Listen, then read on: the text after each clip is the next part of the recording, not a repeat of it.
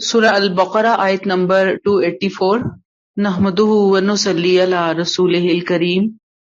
اما بعد فاعوذ باللہ من الشیطان الرجیم. بسم اللہ الرحمن الرحیم.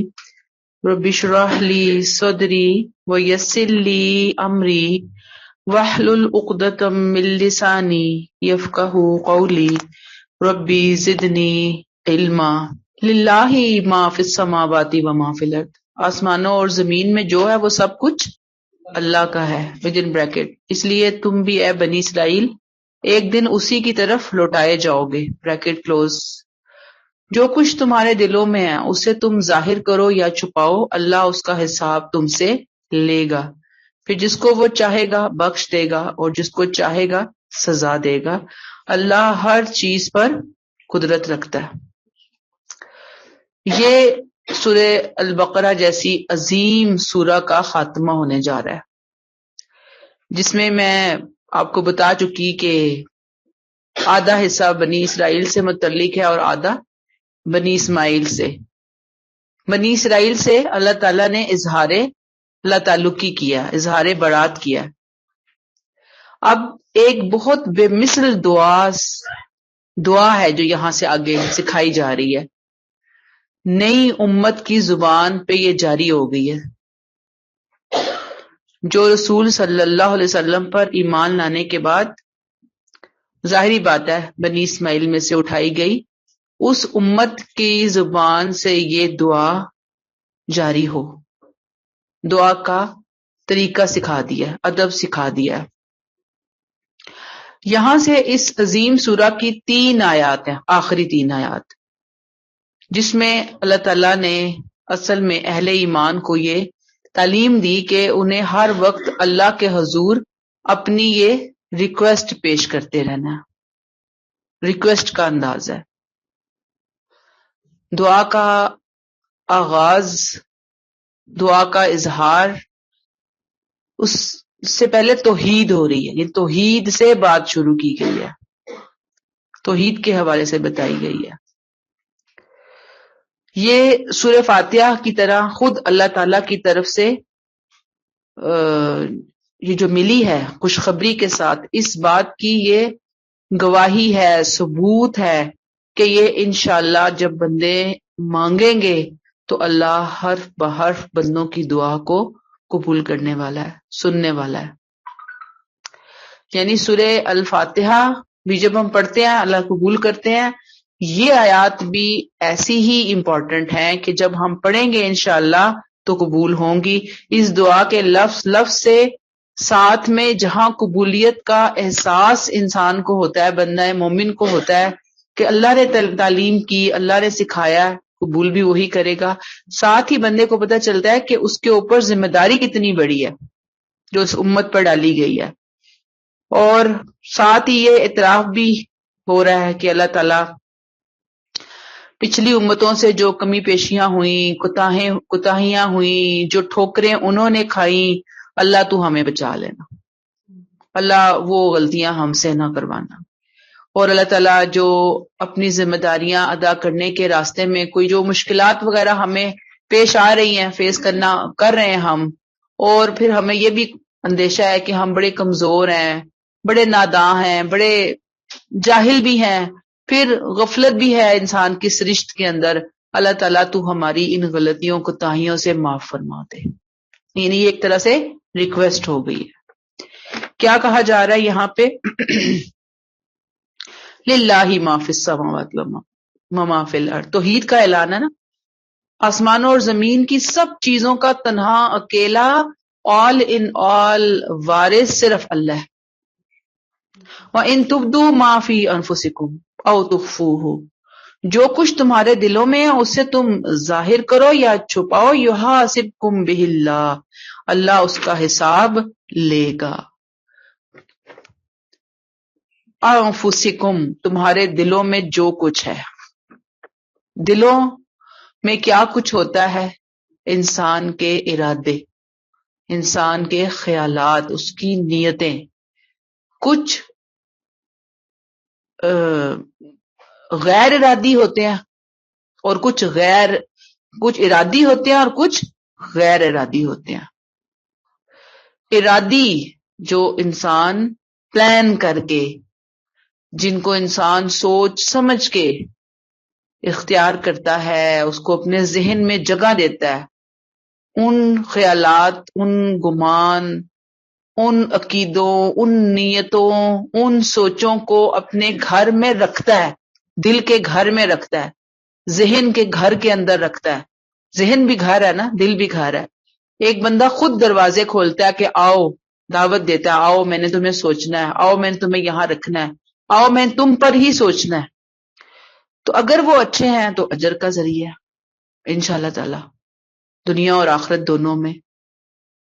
اور اگر برے ہیں وہ تو بہت سخت پکڑ کی بات ہے. کیوں کہ ایک انسان نے کیوں جان بوجھ کے ان چیزوں کو اپنی زندگی کا، اپنی روٹین کا، اپنی سوچوں کا، اپنے خیالات کا حصہ بنایا. ظاہر بتا اس پہ پھر پکڑ ہے. اچھی چیزیں ہیں تو اجر ہے، بری ہیں تو پکڑ ہے. میں کن خیالات کی بات کر رہی ہوں؟ جو جان بوجھ کر ارادتاً ہم اپنے دماغوں میں بٹھاتے ہیں.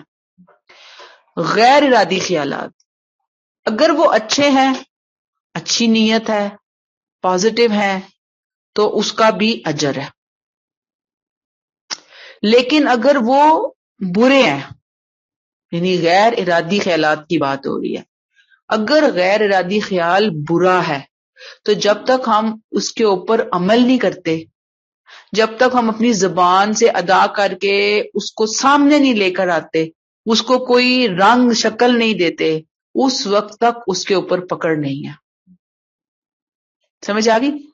ارادی خیالات اچھے ہیں تو اجر ہے، برے ہیں تو پکڑ ہے. غیر ارادی خیالات اچھے ہیں تو اجر ہے، نیت کا بھی اجر ہے. اور اگر وہ برے ہیں تو برے ہونے کی صورت میں پھر کیا رول ہوگا؟ اگر عمل نہیں ہو رہا، صرف وہ دل، دماغ، ذہن کی حد تک ہی ہیں، وہ ڈسکلوز نہیں کیے، ہم سامنے نہیں لائے لوگوں کے، تو اس کے اوپر پکڑ نہیں ہے. یہاں پر یہی بات کہی جا رہی ہے کہ وَإِن تُبْدُوا مَا فِي أَنفُسِكُمْ أَوْ تُخْفُوهُ يُحَاسِبْكُم بِهِ اللَّهُ، جو کچھ تمہارے دلوں میں ہے اسے تم ظاہر کرو یا چھپاؤ، اللہ اس کا حساب تم سے لے گا. کن چیزوں کا حساب لے گا؟ جیسے میں نے آپ کو بتایا کہ جو بری چیزیں ہیں ان کا حساب ہوگا، اور جو اچھی ہیں، اچھی نیت سے ہیں، اللہ ان کا بدلہ دے گا. پھر کیا ہوگا؟ فَيَغْفِرُ لِمَن يَشَاءُ وَيُعَذِّبُ مَن يَشَاءُ، جس کو چاہے گا اپنے قانون کے مطابق بخشے گا، جس کو چاہے گا سزا دے گا. اور یہ اللہ کا قانون میرٹ کے اوپر ہے، اور میرٹ ابھی میں نے آپ کو بتا دیا، ارادی اور غیر ارادی خیالات کا فرق بتا دیا کہ کہاں پکڑے گا؟ جہاں ہم جان بوجھ کر کسی چیز کو دعوت دیں گے، اختیار کریں گے، وہاں پکڑ ہے. اور جہاں نہیں ہے انشاءاللہ وہاں پہ پکڑ نہیں ہے. کیونکہ ذہن ایسی چیز ہے کہ وہاں پہ خیالات بعض دفعہ انسان لاتا نہیں ہے، بارش کی طرح وہ آتے ہیں، نازل ہوتے ہیں، اور بعض دفعہ شیاطین اس کے ایجنٹ ڈال رہے ہوتے ہیں. تو انسان نے بس وہ آئے، کوشش کرنی ہے کہ جس طرح ہم لوگ دیکھتے ہیں نا کرکٹ کے اندر کہ وہ بال آ رہی ہوتی ہے تو جو کرکٹر ہوتا ہے، بیٹس مین، وہ آتی ہے اور وہ اس کو کک کر دیتا ہے، یعنی کہ باہر نکالتا ہے اس کو. بس ایسے اپنے دماغ کی پچ سے اس کو باہر نکالنا ہے، آؤٹ آؤٹ آؤٹ. یہاں رکھنے کی کوئی گنجائش نہیں ہے. کوئی گندگی آ رہی ہے، کوئی مکھی مچھر آ رہا ہے، کوئی کیڑا، کوئی درندہ آ رہا ہے، تو ہم نے اس کو سمجھے ہاتھ میں کوئی چیز پکڑی ہوئی ہے، جھاڑو پکڑا ہوا ہے، اور ہم اس کو نکال رہے ہیں، بس نکالتے رہے. یہ ہمارا امتحان ہے، یہی ہماری فائٹ ہے، یہی ہمارا جہاد ہے.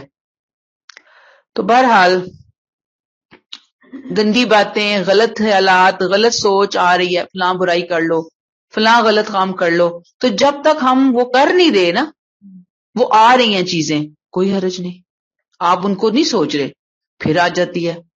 اس کا ایک تو ہمیں پتہ نا علاج یہ ہے کہ اعوذ باللہ من الشیطان الرجیم انسان پڑھ لے، استغفار کر لے. سوچنا اگر وہ آ رہی ہے تو اس کو بہت اہمیت نہ دے، آ رہی ہے تو آنے دے، چلی جائے گی خود ہی. جتنا ہم سوچیں گے ہائے یہ کیوں ہو رہا ہے، کیوں آ رہی ہے، ایسا تو میں نے کبھی نہیں سوچا، ابھی نہیں سوچا، انسان کا دماغ ہے نا، آ جاتی ہوتی ہیں چیزیں، آ رہی ہیں بس just ignore ignore ignore ignore. اللہ سے استغفار کہ اللہ بخش دینا، معاف کر دینا اور اللہ آسانیوں کا معاملہ کر دینا. واللہ علی کل شیء قدیر، اللہ ہر چیز پر قدرت رکھتا ہے. قدرت کیا ہے؟ اس کی سنت ہے. اس کی سنت ہے کہ جو چاہے وہ کرتا ہے، لیکن کیا کرتا ہے؟ ظاہری بات ہے میرٹ کے مطابق کرتا ہے، بلا میرٹ نہیں کرتا. ایک حدیث ہے کہ اللہ نے میری امت سے تجاوز کیا جو ان کے دلوں میں وسوسے آتے تھے، جب تک کہ اس پر عمل نہ شروع کر دے یا اس کی باتیں نہ کرے. لہذا دل کی بات کو، غلط کو دل میں ہی رہنے دیں، نیگیٹو چیز کو نیگیٹو ہی رہنے دیں.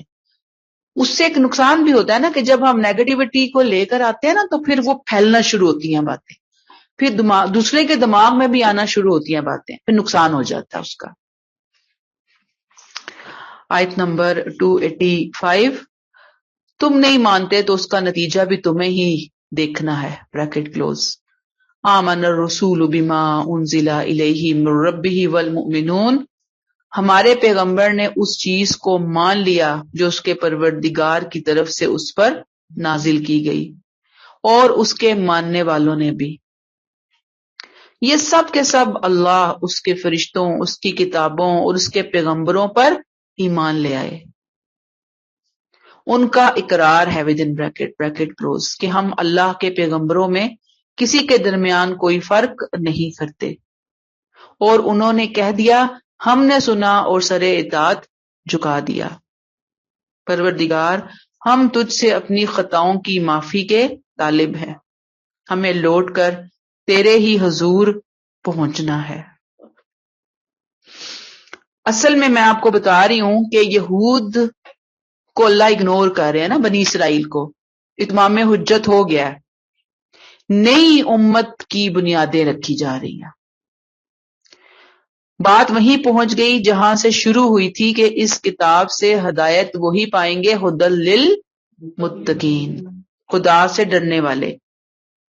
پوری سورہ کا یہی مین پیغام ہے، میسج یہی ہے. قرآن پاک میں یہ سورہ اب اختتام کو پہنچ رہی ہے، سب سے لمبی سورہ. اللہ تعالیٰ نے ایک مرتبہ پھر اسے نہایت خوبی کے ساتھ نمایاں کر دیا. کیا؟ آمن الرسول بما انزل الیہ من ربہ والمؤمنون، تو ہمارے پیغمبر نے اس چیز کو مان لیا جو کہ پروردگار کی طرف سے اس پر نازل کی گئی، اور اس کے ماننے والوں نے بھی. یعنی اللہ تعالیٰ نے اس کو نمایاں کر دیا، بتا دیا، کلیئر کر دیا. اصل میں آپ دیکھیں کہ جب بھی اللہ کا پیغام آتا ہے نا تو سب سے پہلے جو ماننے والا ہوتا ہے، جو عمل کرنے والا ہوتا ہے، وہ کون ہوتا ہے؟ رسول، نبی ہوتے ہیں. وہ کہتے ہیں انا اول المؤمنین، میں ایمان لے آیا، میں نے مان لیا. پھر وہ دوسروں کو دعوت دیتا ہے. تو یہاں پہ کیا کہا کہ رسول نے بھی مان لیا جو پیغمبر کی طرف سے ان پر دعوت آئی، اور مومنین نے بھی مان لی. یہ اصل میں جو مان لیا، کیا مان لیا؟ کلو انزل الیہ تو ہو گیا نا، نازل ہوا جو اللہ کی طرف سے، جو بھی قرآن ہے، شریعت، احکامات، سب مان لیے. ایمان باللہ کا ذکر ہے. یہ آیت 177 ہم پڑھ کے آئے، لیس البر ان تولوا وجوہکم قبل المشرق والمغرب، نیکی یہ نہیں ہے کہ تم اپنا منہ چہرہ مشرق کی طرف کرو یا مغرب کی طرف کرو، بلکہ نیکی کیا ہے؟ یہ ایمان لاؤ اللہ پر، آخرت پر. یاد ہے آپ کو 177 ایمانیات کے حوالے سے. تو اب یہاں پہ بتا دیا کہ یہ نئی امت جو نبی صلی اللہ علیہ وسلم کی امت ہے، بشمول نبی کے امت پوری کی پوری ایمان لے آئی. کس پر ایمان لے آئی؟ کل آمن باللہ وملائکتہ وکتبہ ورسلہ، سب کے سب اللہ، اس کے فرشتوں، اس کی کتابوں، اس کے پیغمبروں پر ایمان لے آئے. یہ نہیں کہ کچھ کو مانا اور کچھ کو نہ مانا، یہود کی طرح. مینشن کیا کیا جا رہا ہے؟ یہود کا رویہ. ان کا رویہ کیا تھا؟ کچھ کو مانیں گے کچھ کو نہیں مانیں گے. انہوں نے کیا کہا؟ نئی امت مسلمہ نے ان کے مقابلے میں نہیں. کمپیرزن بنی اسرائیل بنی اسماعیل. بنی اسماعیل کیا کہہ رہے ہیں یا امت مسلمہ کا کیا موٹو ہوگا؟ لا نفرق بین احد من رسلہ، ہم اللہ کے پیغمبروں میں کسی کے درمیان کوئی فرق نہیں کرتے. میں آپ کو پہلے بتا چکی کہ مسلمان تمام رسولوں کو واجب التعظیم سمجھتے ہیں، ورنہ مسلمان ہی نہیں ہے. ایک کا انکار کرنا، انکار بھی نہ کریں، چھوڑیں. آپ ان کو گریڈز میں نیچے لے کے جائیں، رسولوں کو اجازت ہی نہیں ہے، الاؤ ہی نہیں ہے. مسلمان نہ کسی کا درجہ کم کرتے ہیں نہ کسی کو خدا کے درجے تک پہنچاتے ہیں. ٹھیک ہے، یہاں تک کلیئر ہوگی بات؟ وہ تو سب کے سب کو ماننے والے ہیں. اور پھر کیا کہتے ہیں؟ وَقَالُوا سَمِعْنَا وَأَطَعْنَا، انہوں نے کہہ دیا ہم نے سنا اور سر اطاعت جھکا دیا. یہ بھی یہود پہ ہی اصل میں ایک طرح سے چوٹ ہے، ان کے رویے پہ چوٹ ہے. ابھی ایک بات میں نے بتائی نا کہ ان کا رویہ کیا تھا؟ کچھ کو مانا اور کچھ کو نہ مانا. اب یہ دوسرا یہاں پہ ان کا جو رویہ تھا، وہ کیا کہتے تھے کہ ہاں سن لیا لیکن ہم مانیں گے نہیں. سمعنا وعصینا، سنا ہم نے لیکن ہم نافرمانی کریں گے. اللہ نے یہاں پہ بتایا کہ نہیں، مسلمان تو کیا کہتے ہیں؟ سمعنا واطعنا، سنا بھی ہے اور اطاعت کرنے کے لیے ہم سب سے آگے ہوں گے. اور صرف زبانی کلامی نہیں کہتے، عمل کر کے دکھاتے ہیں. وہ آج کی امت مسلمہ کی اللہ تعالیٰ جو بات کر رہے ہیں جنرلی بات کر رہے ہیں، لیکن آج کی امت مسلمہ زبانی کلامی دوسروں کو خوش کرنے میں بڑی ماہر ہے. وہ کہتے ہیں کہ شاید ہم جیسے دوسروں کو خوش کر لیتے ہیں، اللہ کو بھی راضی کر لیں گے کہ ہاں ہم نے سن لیا، ہم اطاعت کریں گے. اور ہم اطاعت کر بھی رہے ہیں، کرتے کراتے کوئی نہیں ہے. اطاعت کر کے دکھانی ہے، کیسی؟ جیسی اللہ چاہتے ہیں. ساتھ ہی کیا کہتے ہیں؟ غفرانک ربنا، اے ہمارے رب ہم تجھ سے اپنی خطاؤں کی معافی کے طلبگار ہیں. بڑا خوبصورت یہ لفظ ہے غفرانک. دیکھیں یہ نہیں کہا جا رہا استغفر اللہ، اے اللہ ہم تجھ سے بخشش مانگتے ہیں، یہ لفظ نہیں آ رہے، بلکہ کیا آ رہا ہے؟ غفرانک. یہ جو لفظ ہے نا عربک کے اندر، یہ شو کرتا ہے کہ دعا کرنے والا بہت بے چین ہے، بہت تڑپ رہا ہے، بہت شوق رکھتا ہے. اس نے ایک طرف اعلان کیا، اظہار کیا سمع و اطاعت کا، سمعنا و اطعنا، اور ساتھ ہی غفرانک و ربنا یہ بات بتا رہی ہے کہ اللہ کی مغفرت کا سہارا نہ ہونا تو بندہ دنیا میں اپنے پروردگار کی طرف سے کوئی ذمہ داری اٹھانے کا حوصلہ نہیں کر سکتا. بندہ مومن بہت کچھ کرتا ہے اور پھر ساری زندگی اس کو یہی رہتا ہے کہ میں نے تو کچھ کیا ہی نہیں، میں نے تو کچھ کیا ہی نہیں، اللہ تو مجھے بخش دے، اللہ تو بخش دے، تو معاف کر دے، تو میری خطاؤں کو درگزر کر دے. یہی راستہ غفرانک کا، تیری بخشش، تیری توجہ، تیرا بننا چاہتی ہوں، تو ڈھانپ لے، تو معاف کر دے. بہت خوبصورت انداز ہے. غفرانک ربنا، یہ سکھایا کس نے ہے؟ غفرانک ربنا ایسے مانگو مجھ سے. اللہ تعالیٰ بتا رہے ہیں نا، اللہ تعالیٰ نے دیا ہے نا، یہ ایسے مانگو مجھ سے. ورنہ آپ سوچیں نا، بندہ دنیا میں کہتا ہے کہ احکامات کو دیکھتا ہے، پھر اپنے اوپر ہونے والے اللہ کے احسانات کو دیکھتا ہے، اس کے مقابلے میں انسان اپنی کوششوں کو دیکھتا ہے، محنتوں کو دیکھتا ہے، تو بندہ کہتا ہے کہ میں تو اس طرح سے نہیں کر پا رہی. ایک کونا پکڑتے ہیں دوسرا ہاتھ سے چھوٹ جاتا ہے، دوسرا پکڑتے ہیں پہلا پھر نکل جاتا ہے ہاتھ سے سلپ ہو کے. بس ساری زندگی یہی سلسلہ چل رہا ہوتا ہے. تو اللہ تعالیٰ ہوگا کیا؟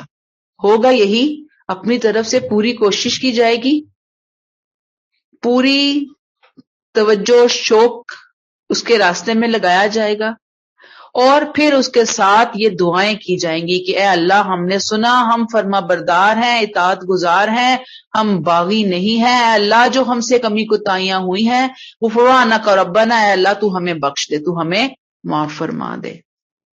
وَإِلَيْكَ الْمَصِيرُ اور ہمیں لوٹ کر تیرے حضور ہی پہنچنا ہے.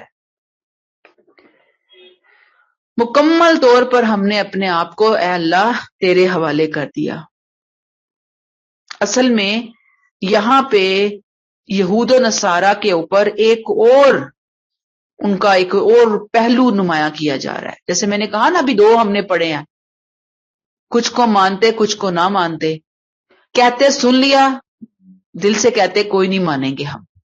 اب یہاں پہ ایک اور بات آئی ہے، وہ اصل میں اپنے بتوں کے اوپر اتنا اعتماد کرتے تھے اور اپنے آپ کو انہوں نے عمل سے لا تعلق کر لیا تھا بتوں پہ اعتماد کی وجہ سے.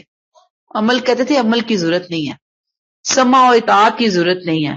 اللہ تعالیٰ نے کہا نہیں، عمل بھی چاہیے، اللہ پر یقین بھی چاہیے، عمل بھی چاہیے، سمع و اطاعت بھی چاہیے. اے امت مسلمہ تم نے ان کی طرح نہیں بننا، بلکہ تم نے کیا کرنا ہے؟ سمع اطاعت غفرانہ کا پڑھنا ہے. کیوں؟ وَإِلَيْكَ الْمَصِيرُ کیونکہ لوٹ کر اسی کی طرف آنا ہے. پھر وہ پوچھ لے گا، پھر وہ بتا دے گا، اسی کے آگے تمہاری جواب دہی ہوگی. کلیئر ہو گئی بات؟ آیت نمبر 286 لا یکلف اللہ نفسا الا وسعها. یہ حقیقت ہے کہ اللہ کسی پر اس کی طاقت سے بڑھ کر بوجھ نہیں ڈالتا. لہا ما کسبت وعلیہا ما اکتسبت. اسی کو ملے گا جو اس نے کمایا اور وہی بھرے گا جو اس نے کیا. ربنا لا تؤاخذنا ان نسینا او اخطانا. اے ہمارے رب ہم بھول جائیں یا غلطی کر جائیں تو اس پر ہماری گرفت نہ کرنا. اے ہمارے رب ہم پر کوئی ایسا بوجھ نہ ڈالنا جو تو نے ہم سے پہلے لوگوں پر ڈالا تھا. اے ہمارے رب ہم پر کوئی ایسا بوجھ بھی نہ ڈالنا جسے ہم اٹھا نہیں سکتے، اور ہم سے درگزر کرنا اور ہمیں بخش دینا اور ہم پہ رحم کرنا. تو ہمارا آقا ہے، سو ان منکرین کے مقابلے میں جو ہماری مدد کریں، تو منکرین کے مقابلے میں تو ہماری مدد کر. اب آپ دیکھ لیجئے کہ کیا کہا جا رہا ہے. لا یکلف اللہ نفسا الا وسعها. دعا چل رہی ہے نا، کہا جا رہا ہے کہ سمع ہے، اطاعت ہے، غفرانہ کا کہنا ہے، اللہ ہی کی طرف لوٹ کر جانے کا یقین دلوں کے اندر رکھنا ہے. ساتھ ہی بتا دیا کہ لا یکلف اللہ نفسا الا وسعها. جو بھی انسان کے اختیار سے باہر چیزیں ہیں نا، اس کی استطاعت سے باہر جو چیزیں ہیں، اللہ اس پہ پکڑ نہیں کرے گا. اللہ وہ بوجھ بندوں کے اوپر نہیں ڈالے گا.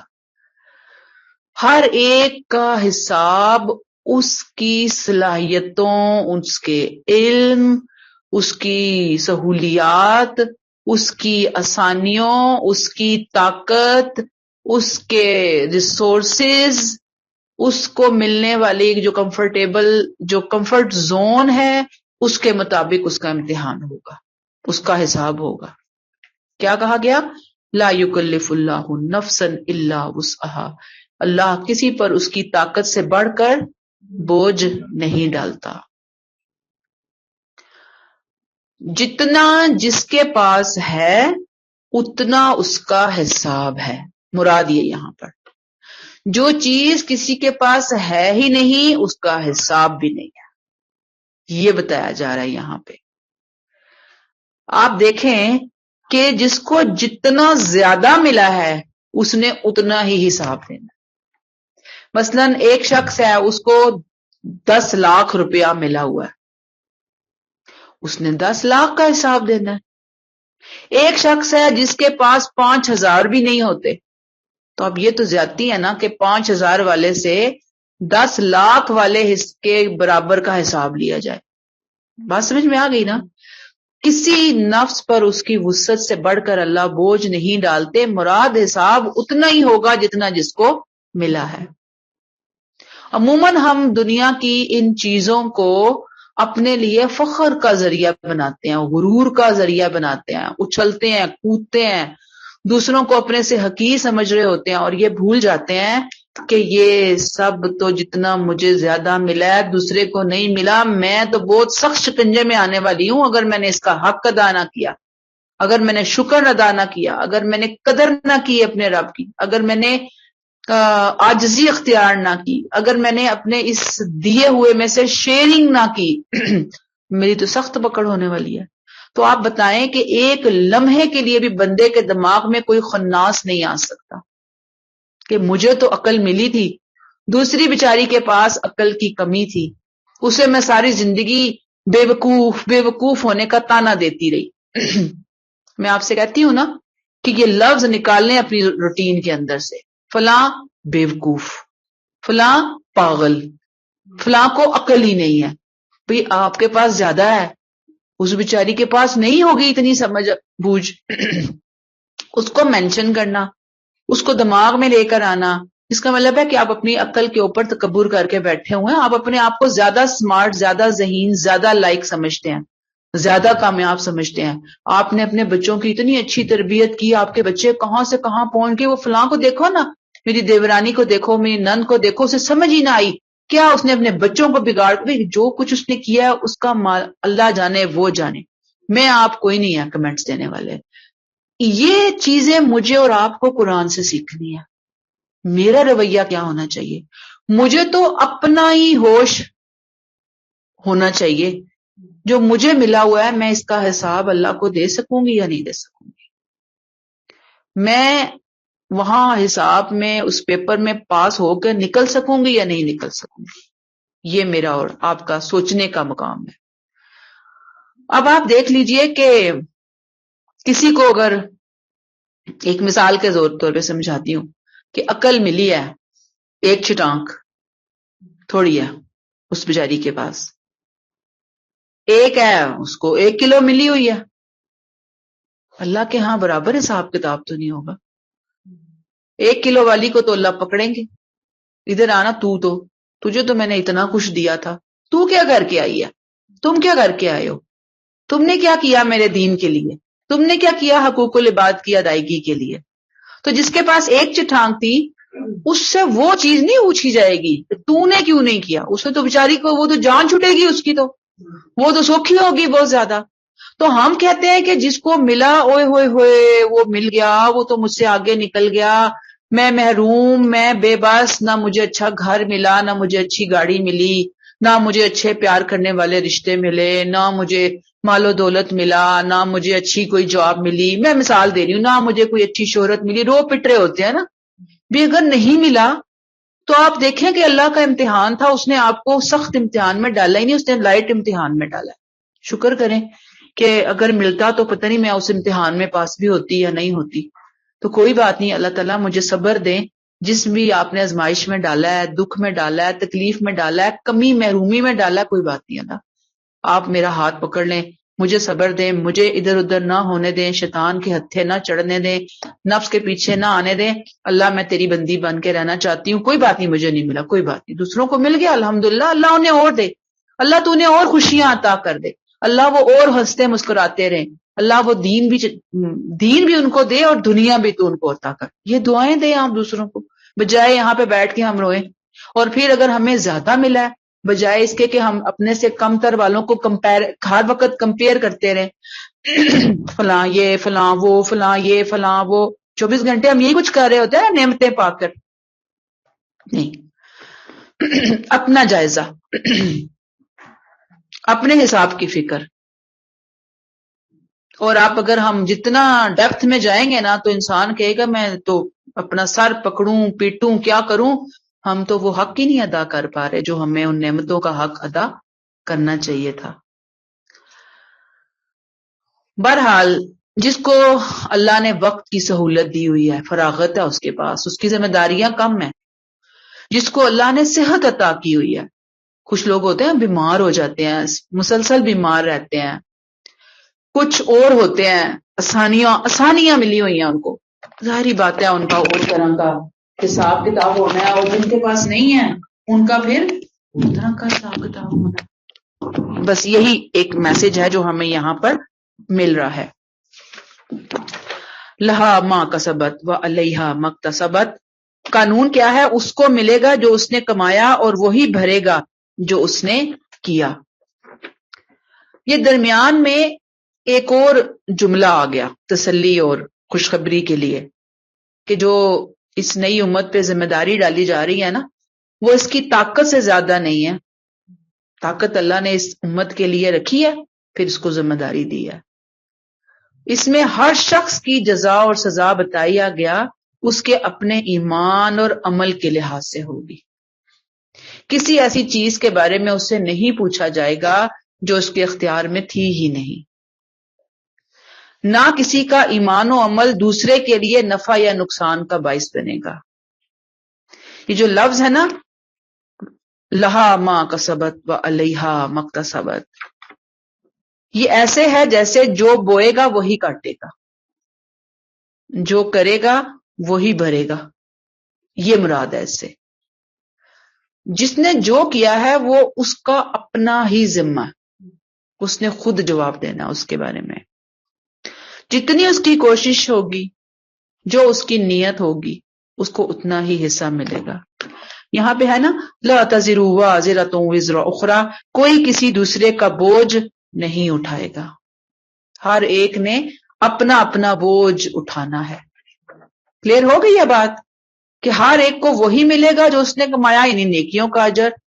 وعلیہا مکتسبت، اور وہی بھرے گا جہنم میں جا کے جو اس نے کیا ہوگا. کوئی کسی کا وہاں پر حصہ نہیں بانٹے گا. ہاں یہ ہوتا ہے کہ جب ہم نیکیوں کی بنیاد رکھتے ہیں، لوگوں کو بلاتے ہیں، دعوت دیتے ہیں، تعاونوا علی البر والتقوی کی وجہ سے وہ نیکیاں ہمارے لیے صدقہ جاریہ بنتی ہیں، دوسروں کی نیکیاں بھی ہمارے اکاؤنٹ میں آ رہی ہوتی ہیں. اور جب ہم بری باتیں ولا تعاونوا بالاثم والعدوان کے جو برائی ہے اس کام میں ایک دوسرے سے تعاون نہ کرو، تو اسم اور عدوان کے کام ہے، غلط کام ہے، اگر وہ ہماری وجہ سے آگے جا رہے ہیں تو ظاہری بات ہے کہ وہ پھر اس بندے نے جو کیا اس کو ملنا ہے، اس کا بھی اس کو سزا بھگتنی. جیسے کہتے ہیں نا، پہلا قتل قابیل نے کیا، تو اب قیامت تک جتنے قتل ہوں گے وہ سب اس کے کھاتے میں جائیں گے، کیونکہ اس نے غلط کام کی ابتدا کی ہے. وہ اپنی جگہ پہ ہے. یہاں جو رول بتایا جا رہا ہے وہ یہ ہے کہ ہم ایسا نہیں ہو سکتا کہ دنیا میں تو ہم اپنی جگہ کسی کو قربانی کا بکرا بنا دیتے ہیں نا، کہ تو آگے پیش ہو جا، خود سائڈ پہ ہو گئے، اس کو آگے کر دیا، الزام دوسرے پہ لگا دیا، یا کسی کام کو جو ہم نے کیا ہی نہیں پورا کریڈٹ ہم نے لے لیا. کہا کہ نہیں، ایسا نہیں ہے، جو کرے گا وہی بھرے گا. پھر کیا ہے جی؟ ربنا لا تؤاخذنا ان نسینا او اخطأنا. یہ ہے کتنی خوبصورت دعا. اہل ایمان کیا کہتے ہیں؟ اے ہمارے رب، ہم بھول جائیں یا غلطی کر جائیں تو تو ہماری گرفت نہ کرنا. ان نسینا، نسیان بلا ارادہ غلطی. حافظے کا کمزور ہونا، میموری جاری ہوتی ہے نا ایج کے ساتھ ساتھ، بعض دفعہ چیز یاد ہی نہیں رہی، غلطی ہو گئی. بھول چوک، نسیان میں کیا آ جاتی ہے؟ بھول چوک، بلا ارادہ غلطی، حافظے کی کمزوری، غفلت بھی ہم لا سکتے ہیں اس کے اندر، نسیان کے اندر. یہ بھول چوک اگرچہ معاف ہے، ان نسینا و اخطانا، معاف ہے نا بھول چوک یا غلطی، لیکن اہل ایمان اس غلطی پہ بھی اللہ سے دعا کرتے ہیں کہ اللہ تعالی تو ہمیں معاف کر دینا، تو ہماری پکڑ نہ کرنا. یعنی ویسے تو معاف ہے، لیکن اس غلطی پہ بھی معافی مانگنی ہے جو انجانے میں ہوئی ہے، بغیر ارادے کے ہوئی ہے، ہو گئی بس 1% بھی کہیں نہ نیت تھی، نہ سوچ تھی، نہ ارادہ تھا. اللہ تو بخش دے، تو ہمیں معاف کر دے. اور یہ کیوں مانگی جا رہی ہے دعا؟ اس لیے کہ اللہ مزید رحمت نازل فرمائے، اللہ راضی ہو، کیونکہ اللہ کو پسند ہے نا، یحب التوابین، اللہ کو توبہ کرنے والے پسند ہیں. تو بندہ توبہ کرنے کا بہانہ ڈھونڈے. کب کوئی بات دماغ میں آئی، جانے بوجھے کی ہوئی غلطی، ارادتاً کی ہوئی غلطی سامنے آئی، یا بلا ارادہ کی ہوئی غلطی سامنے ہوئی، اللہ تو بخش دے، تو معاف کر دے، تو رحم کر دے، تو فضل کر دے. اور اخطانا، ارادہ کر کے غلطی کی، خطا کی، اللہ تو ہمیں معاف فرما، ہماری پکڑ نہ فرمانا۔ پھر کیا کہتے ہیں؟ ربنا ولا تحمل علینا اسرا کما حملتہ علی الذین من قبلنا، اے ہمارے رب ہم پر کوئی ایسا بوجھ بھی نہ ڈال جو تو نے ہم سے پہلے لوگوں پر ڈالا تھا۔ اب یہاں پہ کیا بتایا جا رہا ہے کہ ایسا کوئی بوجھ نہ ڈال ہے اللہ تو ہم پہ۔ کون سا بوجھ ہے جس کی یہاں پہ بات کی جا رہی ہے؟ ہم سے پہلے والوں پہ تو ڈال چکا۔ اب آپ دیکھیے کہ پہلوں سے مراد، ہاں جی، جو پہلے والے تھے نا ہم سے، وہ گزرے، ان کے اوپر بہت ساری آزمائشیں آئیں، ان کے اوپر بہت ساری تکلیفیں آئیں، اور وہ پھر مختلف تکلیفوں میں ڈالے گئے، پریشانیوں میں ڈالے گئے، آزمائشوں میں ڈالے گئے۔ تو کہا کہ اللہ تعالی ہمیں ایسے بوجھ کے اندر تو مبتلا نہ کرنا۔ کیا کہا ہم نے؟ ربنا ولا تحمل علینا اسرن، یہاں پہ خاص طور پہ بنی اسرائیل بھی مراد ہے۔ انہوں نے کیا کیا تھا؟ بال کی کھال اتار اتار کے اپنے دین کو اپنے لیے مشکل بنا لیا تھا۔ اگر آپ کو یاد ہو، سورہ بقرہ کے سٹارٹ میں ہم نے گائے والا واقعہ پڑھا تھا، کیسی ہو، کیا ہو، رنگ کیا ہے، یہ وہ یاد ہے نا آپ کو؟ تو انہوں نے اپنے لیے اپنے دین کو مشکل بنا دیا تھا۔ ویسے تو دین بہت آسان ہے، رخصت کے پہلو لیے ہوئے ہیں، لیکن انہوں نے کیا کیا کہ تورات کے اندر نا اپنے اوپر یوں آپ سمجھ لیں کہ من مانیاں کر کے بہت ساری پابندیوں میں اضافہ کروا دیا تھا۔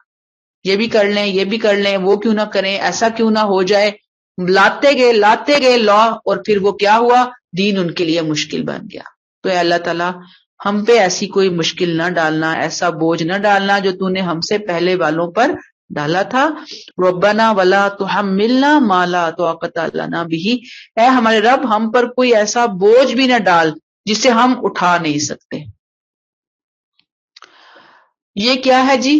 یہ استطاعت سے باہر ان آزمائشوں سے محفوظ رہنے کی درخواست ہے اللہ سے۔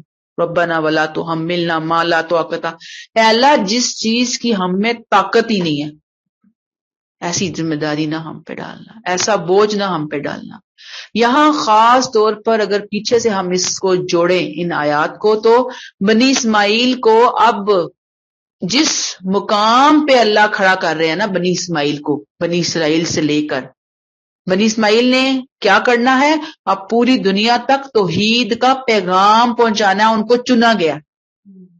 اب بنی اسماعیل یہاں پہ کھڑے ہو کر، امت مسلمہ یہاں کھڑے ہو کر اللہ سے دعا کی درخواست کر رہی ہے کہ اللہ تعالیٰ آگے جو بھی آزمائشیں آنے والی ہیں، ایسی کوئی آزمائش تو ہم پہ نہ ڈالنا جو ہمیں تیری فرما برداری وفاداری میں ناکام کر دے۔ بات سمجھ میں آئی ہے؟ اس لیے کہ جو امتحان ہے نا، یاد رکھ لیجئے، اپنے دماغوں کو کلیئر کر لیجئے، یہ نکال دیں کہ ہائے یہ فلاں آزمائش نہ آئے، فلاں تکلیف نہ آئے، فلاں غم نہ آئے، فلاں دکھ نہ آئے، فلاں کمی، فلاں محرومی نہ آئے، یہ کیوں آئی؟ یہ دونوں جملے نکال دیں۔ یہ ہمارے دنیا کے اندر رہتے ہوئے اہل ایمان اور اللہ کو نہ ماننے والے سب کی زندگی کا ایک لازمی حصہ ہے۔ ٹیسٹ ہوتا ہے، ٹیسٹ ہوگا، اس کے بغیر ہم اگلی کلاس میں جیسے بچہ پروموٹ نہیں ہو سکتا نا امتحان دیے بغیر، ہم اللہ کا قرب جنت نہیں پا سکتے۔ ہمیں ٹیسٹ میں بیٹھنا ہے، ہم نے دینا ہے، نجات ممکن ہی نہیں ہے۔ اللہ تعالیٰ اس ٹیسٹ کے ذریعے کھرے کھوٹے کے اندر فرق کرتے ہیں، اپنے پرائے کو جانچتے ہیں اس ٹیسٹ کے ذریعے۔ پھر بندوں کو جب چیلنجز آتے ہیں اس طرح کے ٹیسٹ کے اندر، ان کی اپنی صلاحیتیں نکھر کر سامنے آتی ہیں۔ ٹیسٹ تو بہت ضروری ہوتا ہے۔ اگر سب کو سب کچھ مل جائے تو مجھے بتائیں ٹیسٹ کس کا رہ گیا؟ اللہ تعالیٰ کچھ جگہوں کے اوپر سٹاپ لگا دیتے ہیں، یہ نہیں ملنی ابھی اس کو، باقی دے رہا ہوں ادھر ادھر سے چیزیں، یہ نہیں ملنا، وہ بھی نہیں ملنا، وہ بھی نہیں ملنا۔ ایک بندے کی زندگی میں 10 محرومیاں رہنی ہیں، ایک بندے کی زندگی میں 20 رہنی ہیں، ایک بندے کی زندگی میں 30 رہنی ہے۔ حالانکہ ہوتی نہیں ہے اتنی الحمدللہ، 2-4 ہی ہوتی ہیں، وہی ہمیں دماغ پھیر کے رکھ دیتی ہیں، زیادہ ہوں تو پتہ نہیں کیا ہو جائے. تو جو وہ تھوڑی بھی ہوتی ہے نا، وہ ہماری دنیا کے اندر آنے کا اللہ کی اسکیم کا ایک لازمی حصہ ہے، وہ تو ہے ہی ہے. ٹھیک ہے، وہ آئے گا، اس سے گزرنا ہوگا. لیکن بندے کو بار بار یہ دعا کرنا ہے اپنے رب کے سامنے کہ اے اللہ ہم بڑے کمزور ہیں، اے اللہ ہم بہت چھوٹے لوگ ہیں، چھوٹے دل کے لوگ ہیں، چھوٹے ذہن چھوٹے دماغ کے لوگ ہیں. اے اللہ ہم بڑے کمزور ہیں، ہم بڑے ناتواں ہیں. اے اللہ تو ہم پہ ایسی کوئی آزمائش نہ ڈالنا. ربنا ولا تحملنا ما لا طاقت لنا به، جس کو اٹھانے کی ہم میں حیثیت نہ ہو، ہم میں طاقت نہ ہو. ایسا نہ ہو کہ ہم فیل ہو جائیں، ایسا نہ ہو کہ ہم تیری ناراضگی لے بیٹھیں. اللہ ایسی آزمائش نہ ڈالنا. وہ آزمائش میں نے آپ کو بتا دیا کہ سب سے پہلے بنی اسماعیل کہ جو دین کی دعوت پیش کرنے کے وقت اس کو فیس کرنی تھی آگے چل کر، پہلے ہی بتا دیا کہ اللہ سے دعا مانگ لے. اور مجھے اور آپ کو دین پر چلتے ہوئے اب دنیا کے اندر جن امتحانوں سے قیامت تک گزرنا ہے، میرے اور آپ کے لیے بھی یہ دعا کہ اللہ تعالیٰ ہمارے جو امتحان ہیں دنیا کے، جو کہ آنے ہی آنے ہیں، اللہ تو ان کو تھوڑا آسان کر دینا. اللہ ہم اس قابل نہیں ہیں. ہماری حالت تو یہ ہے کہ کوئی امتحان ہم پہ آیا اور ادھر ہم ایمان سے رسی چھڑا کر دوڑے، ادھر شیطان نے ہمیں قابو کیا اس امتحان کی وجہ سے. اللہ تو ہمیں بچا لینا، تو اپنی رحمت کا سایہ ہم پہ ڈال دینا. اب دیکھیں نا کیسی کیسی آزمائشیں ہوتی ہیں لوگوں کی. ابھی میرے وہ جاننے والے ہیں، جاننے والی ہیں دین کی بہت ماشاءاللہ، وہ خدمت کاری، پوری فیملی ماشاءاللہ بہت اچھی قرآن سے جڑی ہوئی فیملی. اور ایک ان کے ہسبینڈ کی ڈیتھ ہوئی ہے، 36 ایئر اولڈ بندہ، اور 2 مہینے کے اندر اندر طبیعت خراب ہوئی ہے. اینڈ تک ڈاکٹروں کو سمجھ کوئی نہیں آیا کہ کیا ہوا تھا. آرمی میں تھے، اچھے خاصے آفیسر، دین کی بڑی خدمت ہو رہی تھی. چھوٹے چھوٹے بچے، ایک 11-12 سال کا بیٹا ہے، پھر اس سے چھوٹا اور اس کا چھوٹا بچہ. اور مطلب دیکھیں ایسے بندے چلے گئے. تو آزمائشیں تو ہیں نا بندوں کی زندگی کے اندر. ہم یہ نہیں کہہ سکتے کہ کیوں، کس لیے. اللہ کا حکم. اللہ اپنی رضا کے ساتھ راضی رہنے کی توفیق عطا فرمائے. تو مراد یہ ہے کہ اللہ تعالیٰ ہم بڑی کمزور ہیں، ہمیں ایسی آزمائشوں میں نہ ڈالنا، ہمیں ایسی تکلیفوں میں نہ ڈالنا. ابھی میری ایک اور بہت اچھی جاننے والی ہیں، ان کا انتقال ہوا، آج بھی وہیں جنازے سے میں آئی ہوں کہ 3 مہینے وہ کومے میں رہی ہیں. آپ سوچے، صرف آنکھیں کھولتی تھی بس بند، اور منہ سے کوئی بات نہیں. کچھ پتہ نہیں کیا بیت رہی ہے ان کے اوپر، کیا ہو رہا ہے، کچھ ایکسپلین کر ہی نہیں پائی. بندہ گھبراتا ہے کہ اللہ ایسی کوئی آزمائش، ایسی کوئی تکلیف ہم اس قابل نہیں ہیں. دوسروں کی تکلیفوں کو دیکھ کر انسان کہتا ہے اللہ میری تو کوئی تکلیف ہی نہیں ہے، میری تو کوئی پریشانی ہی نہیں ہے. تو یہ دعا ہمیں تمیز سکھاتی ہے، طریقہ سکھاتی ہے. ایسے اللہ سے مانگو. اللہ نے خود کہا مجھ سے مانگو، اللہ عطا کرے ہمیں. اللہ ہم سب کو، ہمارے نیئرسٹ ڈیئرسٹ سب کو اللہ معذوری محتاجگی سے بچائیں. بہت سخت آزمائش ہے، بہت سخت آزمائش. پھر کیا ہے جی آگے، جو لوگ اپنے اوپر بہت اعتماد کرتے ہیں نا، وہ اس طرح کے امتحانوں میں پھر ناکام ہی ہوتے ہیں. اللہ کی رحمت سے امید بس انسان رکھے. کیا ہے؟ واعف عنا، اے اللہ تو ہم سے درگزر کر لے. واعف عنا، واعف عنا کا مطلب ہوتا ہے چشم پوشی کر. چشم پوشی کیا ہوتی ہے؟ کہ دیکھا ہے نا، دیکھ لیا ہے، کر رہا تھا بندہ، پھر بھی اگنور کر دیا. اللہ تو ایسے ہمیں چھوڑ دے، اگنور کر دے. اللہ تو چھوٹی بڑی غلطیاں ہماری ایسے معاف فرما دے. ہمیں تیری ایسی چشم پوشی چاہیے اپنے گناہوں سے. واغفر لنا، اے اللہ تو ہمیں بخش دے، ہمیں ڈھانک دے، ہمارے گناہوں کو ڈھانک دے، ہمارے گناہوں کو چھپا دے. بس تو جانتا ہو اور میں جانتی ہوں، اور تو بھی اللہ ہمیں معاف ہی کر دینا. بس ہمارے گناہوں کو، ہماری غلطیوں کو نیکیوں سے بدل دے. ورحمنا، اور ہم پر رحم کر، ہم پہ رحم کر دے، ہمیں معاف کر دے، ہمیں بخش دے، ہم پہ رحم کر دے.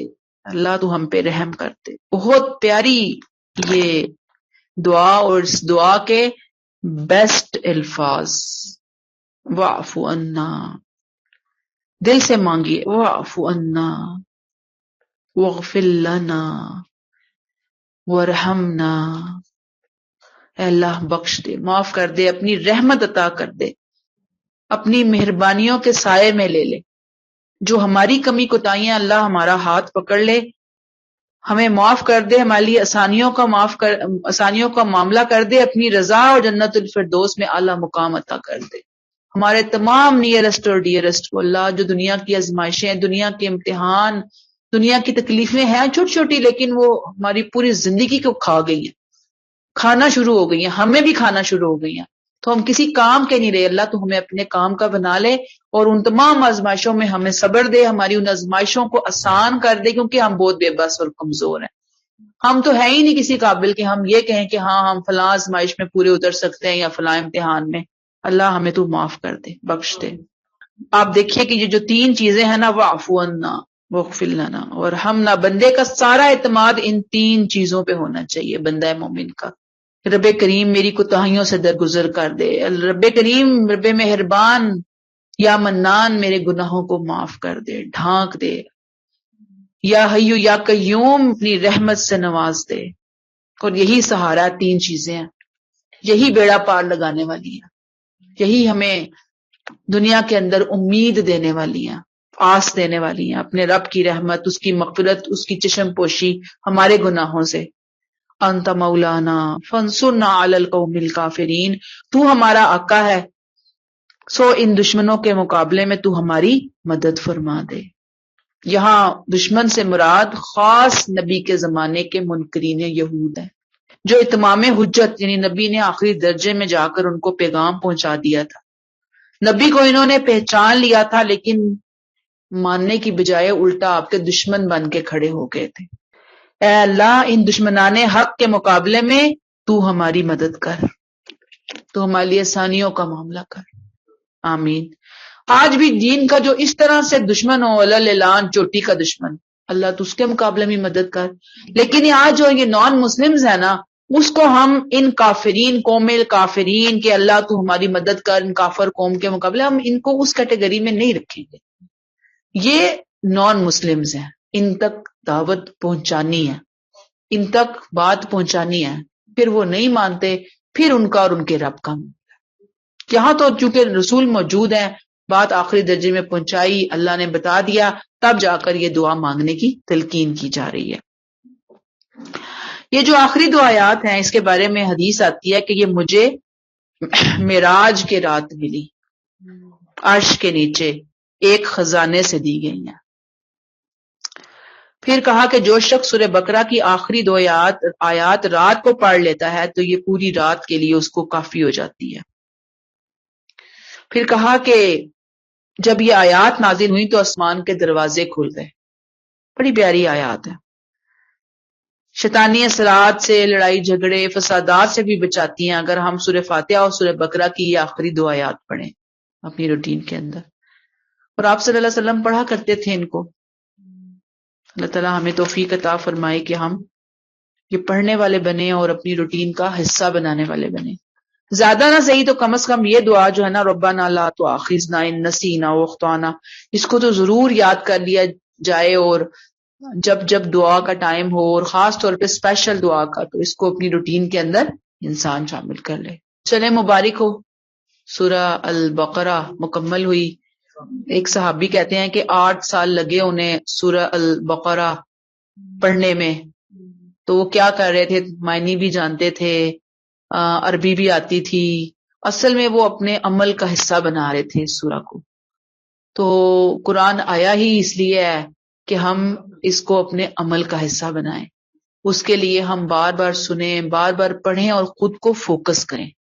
یہ نہیں کہ چھلانگ لگائی تو ادھر، تو چھلانگ لگائی تو ادھر، تو چھلانگ لگائی ادھر، ایک ہی جگہ ٹک کے ایک دفعہ ہم فوکس کریں کہ میرا رب مجھ سے چاہتا کیا ہے، مجھے کرنا کیا ہے، مجھے اپنے عمل کا حصہ کس چیز کو بنانا ہے، کس چیز کو مجھے اختیار کرنا ہے۔